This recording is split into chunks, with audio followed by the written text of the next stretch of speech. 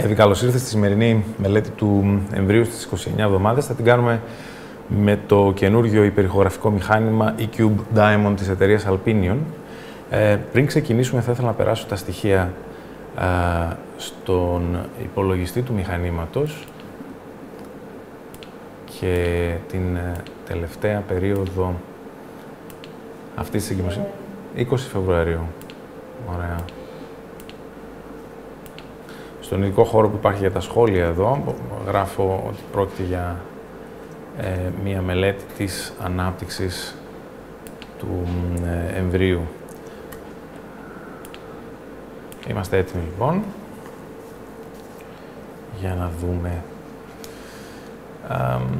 Το μωρό βρίσκεται σε μία κεφαλική προβολή, δηλαδή με το κεφάλι προς τα κάτω, και αυτό που θα εξετάσω τώρα θα είναι η περίμετρος της κεφαλής του μωρούς.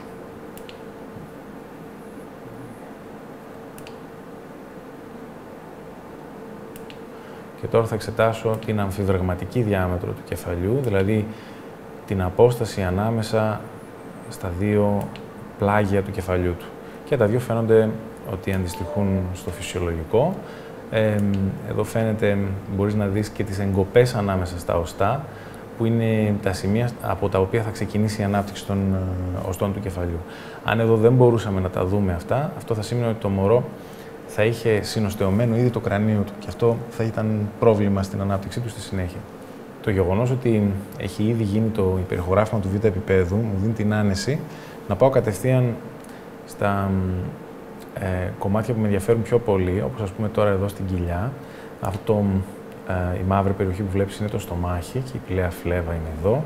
Και αυτό που θέλω να μετρήσω είναι η περίμετρος της κοιλιάς, αν με αφήσει σε μια ησυχία το μωρό σου.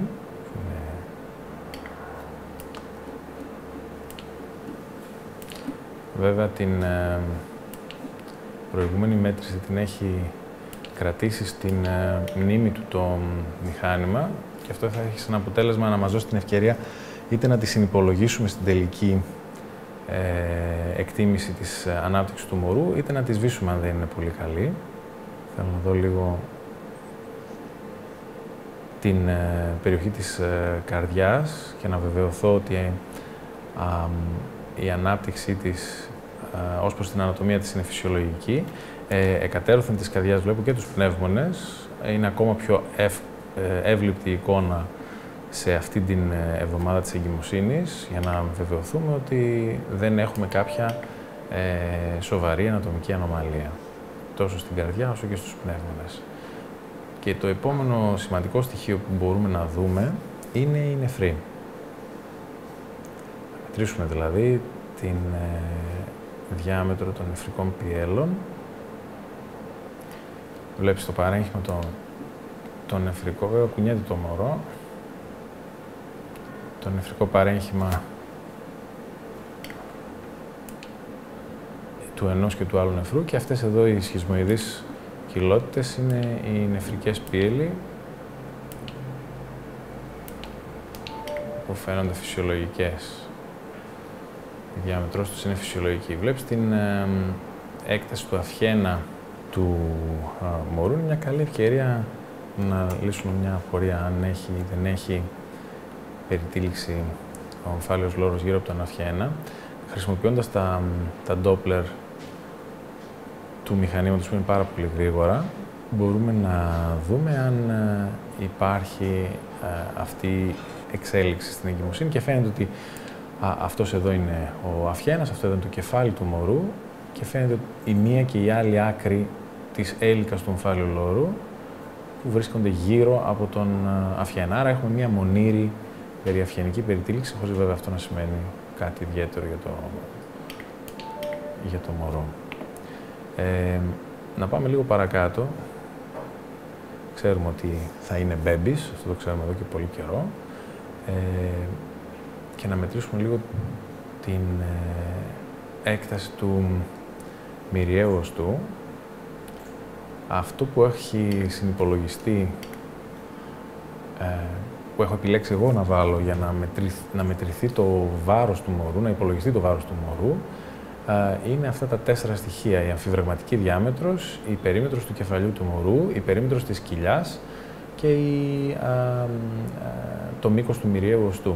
Βέβαια, επειδή μας δίνει μια πολύ μεγάλη γκάμα δυνατοτήτων ως προς τις παραμέτρους τις μετρήσιμες, το συγκεκριμένο λογισμικό που υπάρχει πάνω στο μηχάνημα, έχουμε την άνεση να χρησιμοποιήσουμε και άλλες παραμέτρους, ανάλογα με το τι θέλει ο κάθε γιατρός. Όλες οι μετρήσεις που υπάρχουν είναι βασισμένες πάνω σε δεδομένα τα οποία είναι δημοσιευμένα από τους πρωτοπόρους της εμβριομετρικής ιατρικής, όπως είναι ο Κύπρος Νικολαίδης στην Αγγλία. Τώρα το μωρό δεν κάθεται ακριβώς έτσι που θα το ήθελα, αλλά θα ήθελα να χρησιμοποιήσω λίγη πίεση προκειμένου να δούμε εάν μπορούμε να πάρουμε κάποιες φωτογραφίες από την εικόνα του.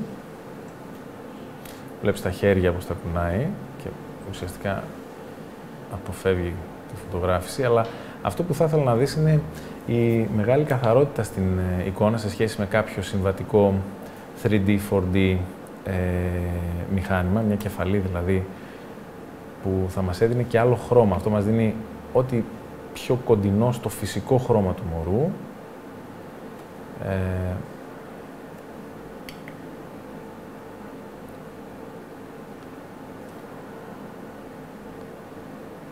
Και αν έχει περισσότερη όρεξη το μωρό, τώρα ίσως κάτι φαίνεται, μας χαιρετάει εδώ.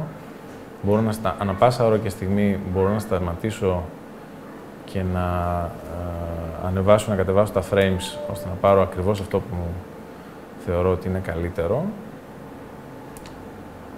Μπορώ να αλλάξω την φωτεινότητα για να πετύχω ακόμα περισσότερη φυσικότητα στη φωτογραφία.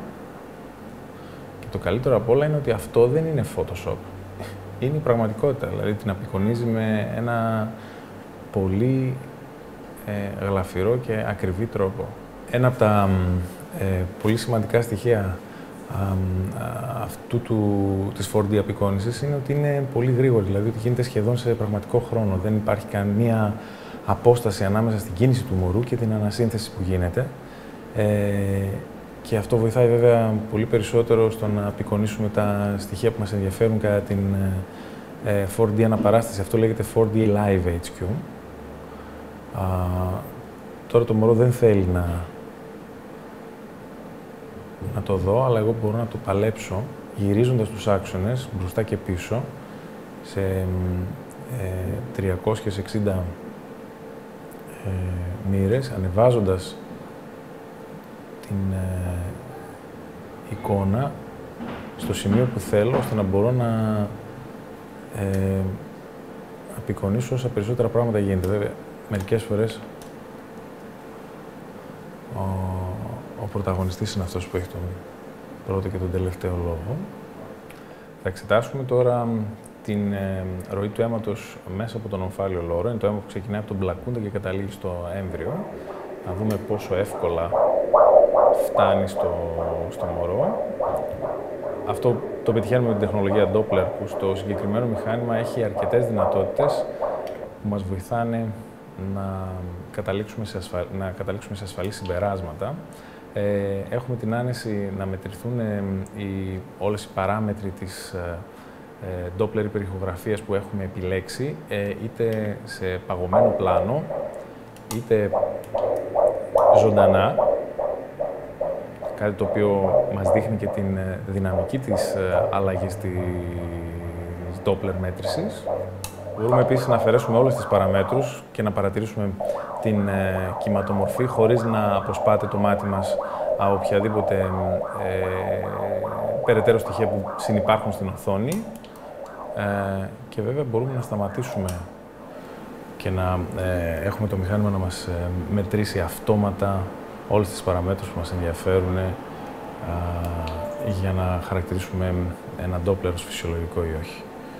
Αυτό που μπορούμε επίσης να δούμε είναι η κατάσταση του πλακούντα.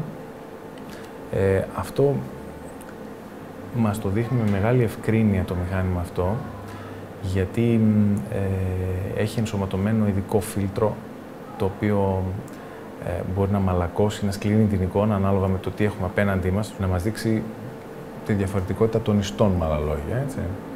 Αυτή είναι μια εικόνα που εμείς τη χαρακτηρίζουμε ως σκληρή εικόνα. Βάζοντας το φίλτρο αυτό, η εικόνα αυτή ουσιαστικά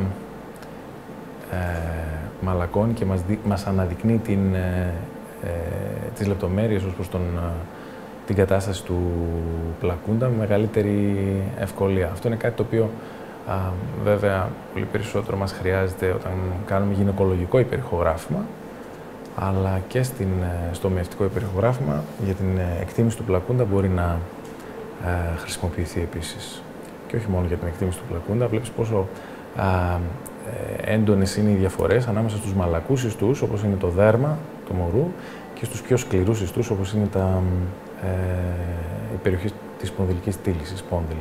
Και πόσο καθαρά φαίνονται οι σπόνδυλοι, θα μπορούσε κανείς, αν είχε την υπομονή, να τους μετρήσει έναν έναν. Είναι ακόμα πιο εύκολος ο τρόπος να ελεγχθούν οι σπόνδυλοι εάν κάνουμε μια 4D απεικόνιση προσαρμοσμένη με αυτή την ευλίγιστη γραμμή ακριβώς πάνω στην καμπυλότητα της σπονδυλικής στήλης. Και βλέπεις ότι και στην Live HQ απεικόνιση δεν χάνει από την καθαρότητά της η εικόνα, γιατί το λογισμικό του μηχανήματος έχει ειδικό πρόγραμμα για την απεικόνιση και της σπονδυλικής στήλης. Και αυτό, όπως καταλαβαίνεις, μας ενδιαφέρει πάρα πολύ όταν κάνουμε αναλυτικό υπερηχογράφημα, για να δούμε αν υπάρχουν ανομαλίες στη σπονδυλική στήλη που με ένα απλό δυσδιάστατο υπερηχογράφημα δεν μπορούμε να τις εντοπίσουμε. Ωραία. Τελειώσαμε. Για να δούμε λοιπόν ποια είναι τα χαρακτηριστικά από την μέτρηση της ανάπτυξης του εμβρίου συγκεντρωτικά. Μπορούμε να τα δούμε όλα μαζί σε αυτόν τον πίνακα. Το ίδιο ισχύει και για το δεύτερο μωρό. Και βέβαια μπορούμε να τα αποθηκεύσουμε και τα δύο στις φωτογραφίες που έχουμε συνολικά. Ένα έξτρα βοήθημα που μας δίνει το λογισμικό του μηχανήματος είναι ότι υπολογίζει αυτόματα όχι μόνο το βάρος, αλλά και τους διάφορους λόγους από τις μετρήσεις που έχουμε κάνει, δίνοντάς μας ταυτόχρονα και τα όρια ανάμεσα στις φυσιολογικές τιμές, για να έχουμε ακόμα μία βεβαιότητα ότι τα πράγματα εξελίσσονται καλά. Μπορούμε βέβαια να κάνουμε σύγκριση ένα προς ένα τα χαρακτηριστικά των δύο εμβρίων σε μια δίδυμη κοίηση, γιατί έχουμε και ένα τέτοιο πίνακα, μας κάνει μια head-to-head σύγκριση. Επίσης, μπορούμε να απεικονίσουμε αυτή τη σύγκριση στις γραφικές παραστάσεις, που είναι αυτές εδώ και μπορούν να μας βοηθήσουν ακόμα περισσότερο. Σε κάθε μία από τις γραφικές παραστάσεις μπορούμε να αλλάξουμε τις παραμέτρους, ώστε να έχουμε πολύ περισσότερες φωτογραφίες, ανάλογα με τις παραμέτρους που έχουμε είτε διαλέξει στην αρχή, αλλά και άλλες που στην συγκεκριμένη μέτρηση, για τη συγκεκριμένη ηλικία κοίησης, θεωρούμε ότι μπορούν να μας βοηθήσουν ώστε να επιτύχουμε μία ακριβέστερη και εγκυρότερη διάγνωση. Τα δύο διαφορετικά χρώματα σε κάθε μία από τις γραφικές παραστάσεις, καθένα από τα οποία αντιστοιχεί σε ένα από τα δύο έμβρια, στο καθένα από τα δύο έμβρια, μας δίνουν τη δυνατότητα και σε οπτική απεικόνιση να είμαστε σίγουροι ότι τα πράγματα πηγαίνουν καλά ή να αναπροσαρμόσουμε τη στρατηγική μας εάν κάτι δεν μας αρέσει. Ένα επίσης σημαντικό στοιχείο που μας δίνει το λογισμικό του eCube Diamond είναι η παράμετρος της ανατομικής παράστασης, έρευνας, σε περιπτώσεις που θέλουμε να κάνουμε όχι απλό υπερηχογράφημα ανάπτυξης, αλλά υπερηχογράφημα αναλυτικό, μπορούμε να έχουμε μία προς μία τις παραμέτρους που μας ενδιαφέρουν σε ηλεκτρονική μορφή, και με αυτόν τον τρόπο μπορούμε να δώσουμε περισσότερα στοιχεία στην έγκυο, αλλά και να κρατήσουμε περισσότερα στοιχεία στο φάκελό της, ώστε να διασφαλίσουμε την ομαλή πορεία της εγκυμοσύνης της.